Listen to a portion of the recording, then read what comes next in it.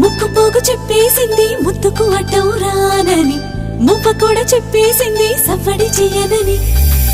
చెట్టి సిగ్గు చెప్పేసింది గుడ్డును దాచేస్తానని, జారు బయట చెప్పేసింది మాటే జరనని. మగవాడై తగిలావు ముడి వేసుకోకపోను, వగలాడై రగిలావు సగలనచకుండా ఉండను.